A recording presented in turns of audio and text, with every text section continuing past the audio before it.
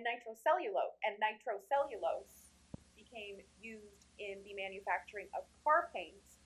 And nitrocellulose became, what the fuck am I trying to say? Oh yeah.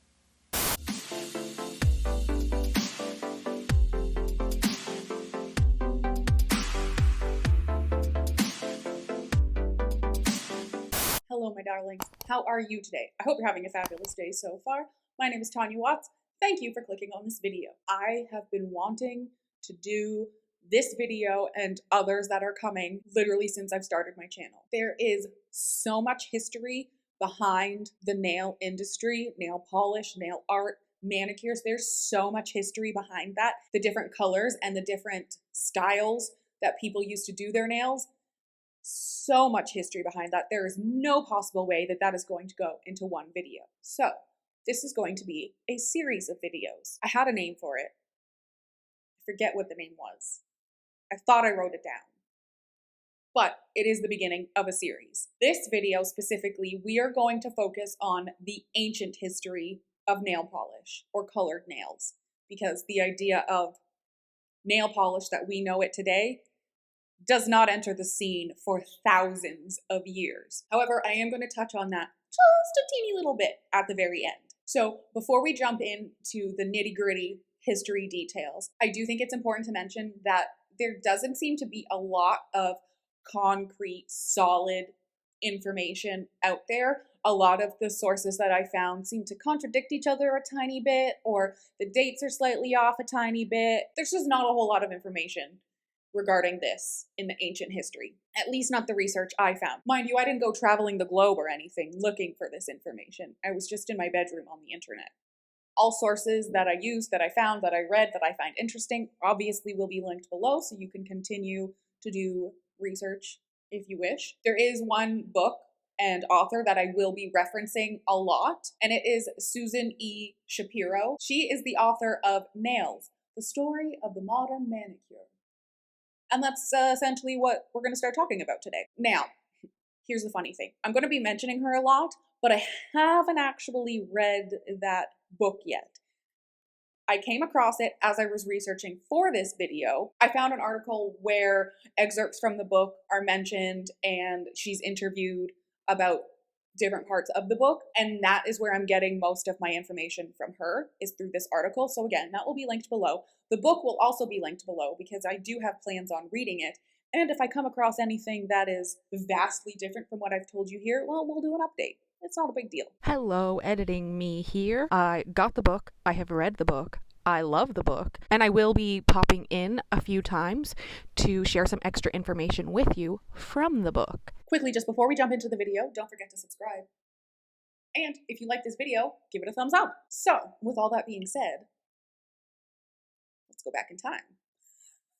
Right, so according to Shapiro, the exact origins are unknown. The exact time period, the exact area, we don't really know where colored nails started to become popular. However, it is believed that colored nails have existed for over 5,000 years and in multiple different places, probably at the same time. Most of the sources that I found said that it began in China or Babylonia or both, but I think that's more just like documented history. It's documented that they did this with their nails. It is incredibly possible that the first colored nails were in India or that area using henna. Shapiro actually noted that there is a medieval Irish poem that references crimson nails. So it's entirely possible that colored nails were popular in many different places at the same time. It might just not be documented as well. But I will share with you what I learned through my research.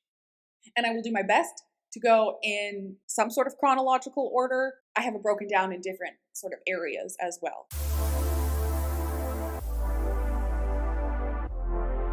So we're going to start with Babylonia. There is actual evidence that warriors in Babylonia would color their nails with coal before going into battle. Some believe that this was a form of intimidation to their enemy. Others believe that it was just a way of distinguishing rank between the soldiers, because higher ranking soldiers had black nails, lower ranking soldiers had green nails. Now, when I was looking this up, some mentioned the rank of the warriors or the soldiers. Some mentioned the class of the soldiers. Higher class would be black nails, lower class would be green nails. I'm not sure if they take that into consideration when you're a soldier or if it's the rank of you as a soldier, but I just wanted to put that out there. It could be rank, it could be class, and the colors are used to distinguish that, probably, of course. And again, there is the possibility that they use it as a form of intimidation. I think that's more just an assumption and not a fact.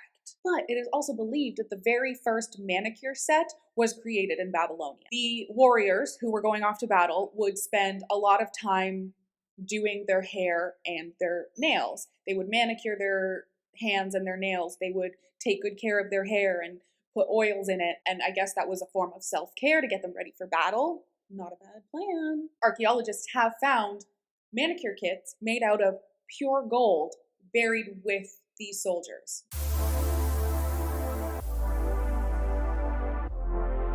So, as I mentioned earlier, it's incredibly possible that the first colored nails were done with henna in India, because it is known that henna-dipped nails have been and are incredibly popular in that region. And that popularity went across the entire Middle East, North Africa, and in ancient Egypt. And ancient Egypt is where we're going to head next. It is said that both Queen Nefertiti and Queen Cleopatra used henna to color their nails. It is believed that Cleopatra, instead of wanting the designs all over her hands, just wanted her fingernails colored. So it's believed that Queen Nefertiti preferred a ruby red tone on her nails, and that Queen Cleopatra preferred a blood red tone on her nails. However, I found sources that said that those colors were reversed as well. And along with dyeing their nails with henna, it's also said that they used different oils and massaged different oils into their hands and fingernails. So there are a lot of sources out there, and a lot of people believe that only powerful people used henna to dye their nails. And again, many believe the deeper the red on your nail, the more powerful you were. And if a common person were found wearing a tone on their nails that was too bold, they would be put to death. However, Shapiro says that there's actually no evidence to support those claims. There's also no proof that Queen Nefertiti and Queen Cleopatra had specified nail colors. But as mentioned, henna-dyed nails were incredibly popular. It's very likely that they did color their nails.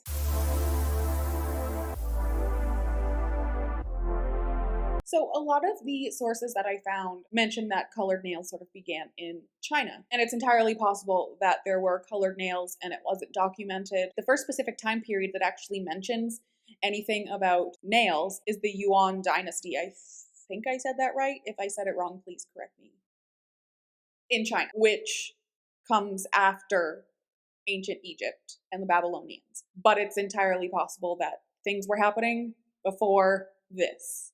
So at this time, along with colored nails, noblemen and women would wear nail guards over their natural nails.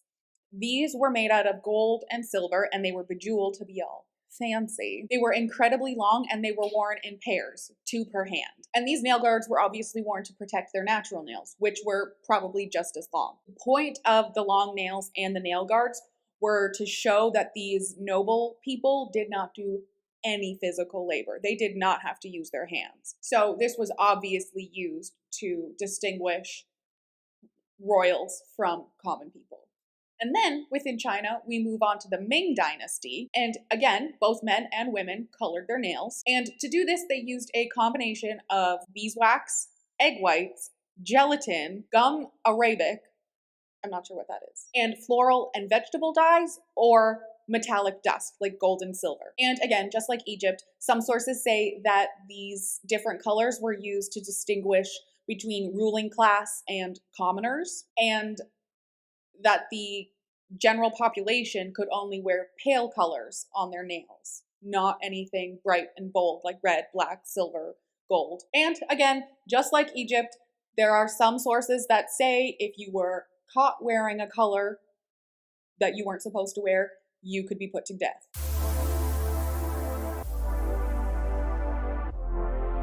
We are going to head to Europe. Now, most cosmetics, including anything that you would put on your nails, disappeared during the fall of the Roman Empire. And there really isn't any evidence that there was any cosmetic or nail products used until the Renaissance era, when trade deals were made with India and the Middle East. Then these popular trends from there started to head back over to Europe. And of course, it's still associated with the wealthy.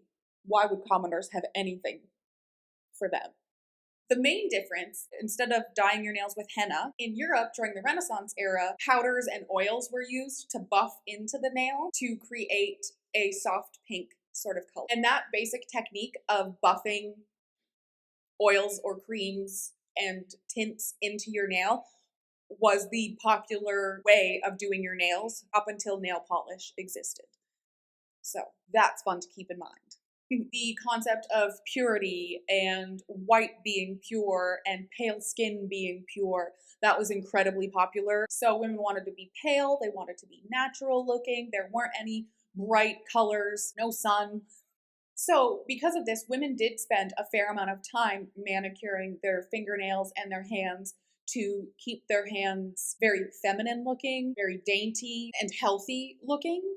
Healthy that they consider healthy anyway. Short, clean nails were the standard, ideally situated on tapering pale fingers with no ragged cuticles in sight. Troubadours sang of ladies with their lily-white hands, clearly less smitten by suntanned laborers. Preparations that improved the skin were acceptable and concocted using passed-down recipes. Mixtures of lard, milk, or oils softened hands. Fruit juices and tree saps might bleach spots and freckles as needed. On a list of 26 requirements for perfect beauty from early 18th century England, 3 articles concerned the hands.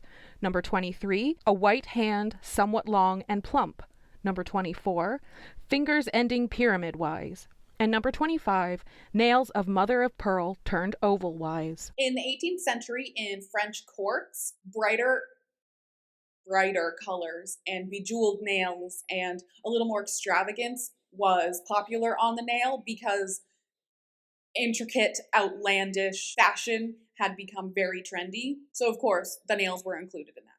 They would use a tinted polish cream and a mild abrasive, and they would buff the polish cream into the nail, which tinted the nail, and then the buffing of it created a nice shine on the nail. So that's when we start to see a shiny finish nail. The downside to these buffing creams, though, is it took a long time to get that shine that you wanted. Just like today, if you were to file and buff and buff and buff and buff and buff and buff an acrylic nail, you can do that to get the shine, but it's going to take you a very long time. And according to Shapiro, the concept of a manicure as a service, like what we know today, like what I do as a living, was started by King Louis Philip of France.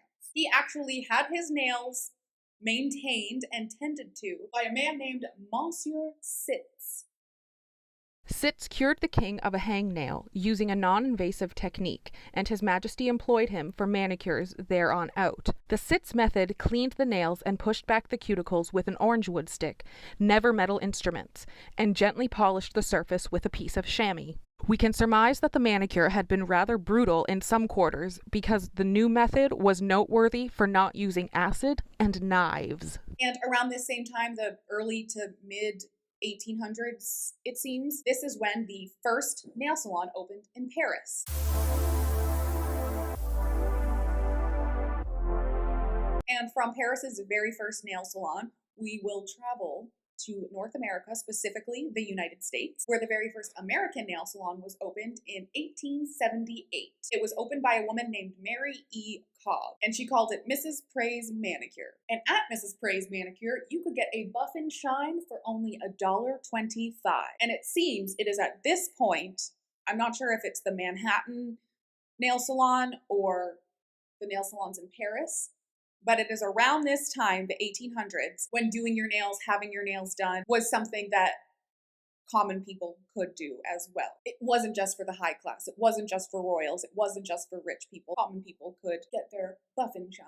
Also, by opening these nail salons, the service of the buff and shine, which you would previously be doing at home with the tinted creams and the abrasives, that took quite a long time, you were able to get them done in a salon, which probably took a little bit less time, and you weren't having to do it yourself, which as we all know, anyone who goes to a nail salon, that's one of the biggest selling points. So Mary Cobb, I believe she married an orthopedist, and I believe at some point she went over to France and saw the nail salons there, and that's where the inspiration came from to open one in the United States. I began doing a lot more research on Mary Cobb and came across so much information on her, so maybe we'll do an entirely separate video just on her, because she sounds like a really interesting lady. Not only did she open the very first nail salon in the United States, but she also created the very first at-home manicure guide and the emery board. This bitch created nail files. So let me know in the comments below if you would be interested in a full Mary E. Cobb video, because I'm sort of feeling like, I believe she got divorced, which was unheard of. So she seems kind of like a pretty badass woman. Maybe somebody we could talk about. Well, let me know down below. So as I previously mentioned, the technique of the buff and shine manicure was essentially the only technique available to have tinted and shiny nails. That is, until Q-Tex in 1916 created the very first clear liquid nail polish. In 1917, they tinted it rose. However, I don't believe it's exactly what we consider nail polish. I don't think it was as fast drying. I could be wrong. I know there was no color except for that tint of rose, but I don't believe it was the lacquer that we know today. That happened after World War I, when the United States seized German chemical patents and nitrocellulose became available to the US market. And nitrocellulose started being used in car paints by the 1920s. And it was this shiny, colorful finish that inspired French makeup artist Michel Menard to make the very first opaque nail polish. Menard was working with a man named Charles Revson at the time of this epiphany, and she brought the concept to him, and Charles, his brother Joseph, along with a cosmetic chemist, created the cosmetic giant Revlon. After quite a bit of time of formulating this concept, they launched with one single product, Michelle's nail polish. And that brings us to current nail polish, sort of. It brings us to the start of the polish that we know and love today. Side note, the first Revlon polishes allegedly did cause nail damage. Just throwing that out there. And that is where we're going to end the first video of nail polish history. The next video is going to pick up pretty much where we left off in this one. We are going to focus on the colors, the trends, the brands, and the people who began making up this incredibly huge nail industry that we know today. And that is it for me today. I hope you enjoyed this video, possibly even learned something. I really hope you did learn something. If you did, give it a thumbs up. Leave a comment down below. Let me know if there's any specific time periods, any specific colors, any specific polishes or brands or techniques that you would like to have me focus on and learn the history and the everything about. Let me know. I can already tell you, OPI is on the list. So's SE. And of course, if you're not already subscribed and you kind of dig what's going on here, just subscribe. And I will see you in my next video. Bye.